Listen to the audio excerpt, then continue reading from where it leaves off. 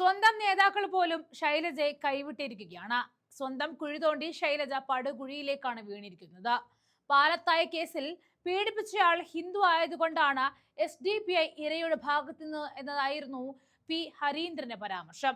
CPM നേതാവായ ഇദ്ദേഹത്തിന്റെ പരാമർശം ഇപ്പോൾ ആളിക്കത്തുകയാണ്. ഉസ്താദുമാർ പ്രതികളായ പീഡന കേസിൽ ഒരു വിവാദവും ഇല്ല എന്നും ഹരീന്ദ്രൻ പൊതുയോഗത്തിലാണ് പ്രസംഗിച്ചത്.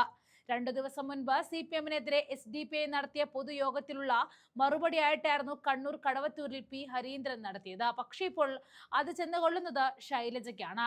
വീണ്ടും പാലത്തായ കേസ് ചർച്ചയാകാൻ ഇടയാക്കുന്നത് ശൈലജയ്ക്ക് ഒരു വെല്ലുവിളി തന്നെയാണ്. ടീച്ചറമ്മ കുടുങ്ങാൻ പോകുന്നു എന്ന വാർത്ത കേട്ടത് കേരളത്തിലെ സകല ആളുകൾ പോലും ഞെട്ടും.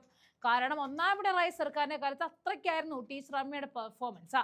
പക്ഷേ ആ വാഴ്ത്തിപ്പാടലുകൾക്കും പൊക്കിപ്പിടിക്കലുകൾക്കും ഇടയിൽ ഇല്ലാതെ പോയത് ഒരു പെൺകുട്ടിയുടെ ജീവിതമായിരുന്നു.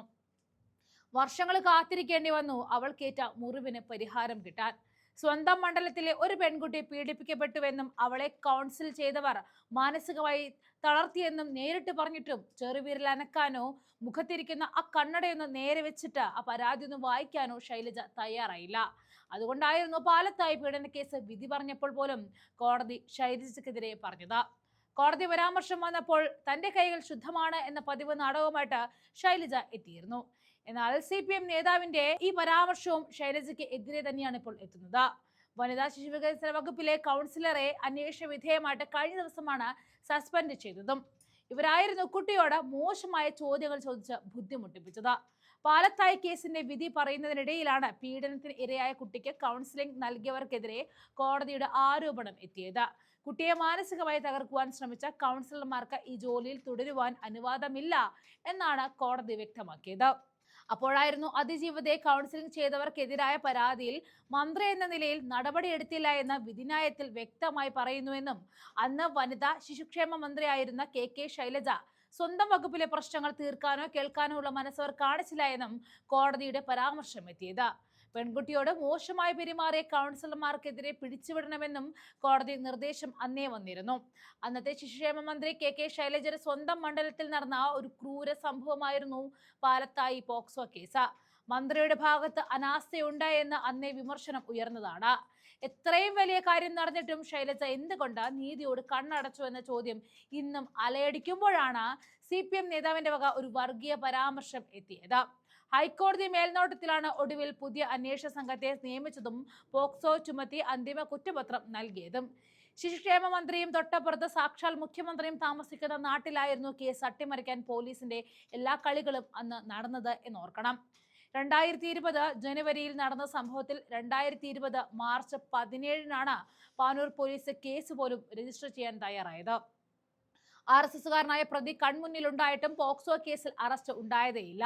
പ്രതി ഒളിവിലാണ് എന്നായിരുന്നു പാനൂർ പോലീസിന്റെ മറുപടി.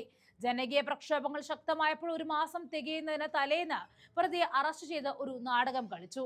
KK ശൈലജയുടെ സ്വന്തം മണ്ഡലത്തിലായിരുന്നു സംഭവം അരങ്ങേറിയത്. മന്ത്രിയുടെ ഭാഗത്ത് അനാസ്ഥയുണ്ടായെന്ന വിമർശനം അന്നേ ഉയർന്നു. പോലീസ് ഇടപെടലുകളിൽ സംശയം ശക്തമായി. പീഡന വിഷയത്തിൽ വ്യത്യസ്ത അഭിപ്രായങ്ങൾ പാർട്ടിയിൽ നിന്ന് തന്നെ ഉയർന്നു വന്നു. കുട്ടിയുടെ മാതാവ് ഹൈക്കോടതി സമീപിച്ചതോടെ കേസ് ക്രൈംബ്രാഞ്ചിന് വിട്ടു. പ്രതി റിമാൻഡിലായി 90 ദിവസം തികയുന്നതിന് തലേന്ന് കുറ്റപത്രം സമർപ്പിച്ചു. പാനൂർ പോലീസ് രജിസ്റ്റർ ചെയ്ത പോക്സോ ഒഴിവാക്കി കുറ്റപത്രം നൽകിയതിനാൽ പ്രതിക്ക് ജാമ്യം കിട്ടി. ഇതേക്കുറിച്ച് വിവാദം ഉയർന്നപ്പോൾ ഇടക്കാല കുറ്റപത്രം എന്നായിരുന്നു ക്രൈംബ്രാഞ്ച് നൽകിയ മറുപടി. വീണ്ടും വിവാദ പെരുമഴ. അതിനിടയിലാണ് അന്നത്തെ ക്രൈംബ്രാഞ്ച് IG S ശ്രീജിത്തിന്റെ വിവാദ പരാമർശം പുറത്തു വന്നത്.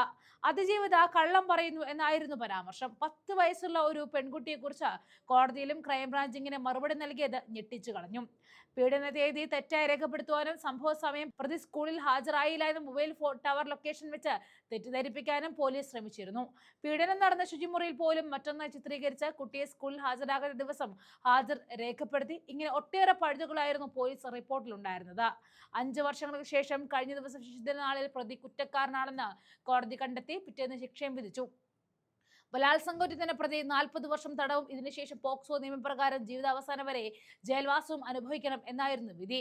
ഇപ്പോഴുണ്ടായ ഹൈക്കോടതി ഈ വിമർശനത്തിലൂടെ പുറത്തുവരുന്നത് പിണറായി സർക്കാരിന്റെ കീഴിൽ സ്ത്രീ സംരക്ഷണം പൂർണ്ണ പരാജയം എന്നും മറ്റൊന്ന് പ്രതി BJP-കാരനായതുകൊണ്ട് സഹായിക്കാൻ CPM കൂട്ടുനിന്നു എന്നുള്ളതുമാണ്. അതുതന്നെയാണ് ഇപ്പോൾ CPM നേതാവിന്റെ ഈ പരാമർശത്തിലൂടെ എത്തുന്നതും. നിങ്ങൾ BJP-കാരനായതുകൊണ്ടാണ് ഇത്രയും പെട്ടെന്ന് പിടിച്ചത്, അതൊരു മുസ്ലിം ആയിരുന്നെങ്കിൽ പിടിക്കാൻ പറ്റില്ല എന്നായിരുന്നു അദ്ദേഹം പറഞ്ഞത്. അക്ഷരാർത്ഥത്തിൽ ഈ വർഗീയ പ്രക്ഷോഭം ചെന്നുകൊള്ളുന്നത് CPM-ന്റെ ഇടനെഞ്ചിലേക്ക് തന്നെയാണ്. ഇനിയും ശൈലജയെ വെച്ചൊരു പരീക്ഷണം നടത്തണോ വേണ്ടയോ എന്ന് CPM ചിന്തിക്കുന്നത് നല്ലതായിരിക്കും.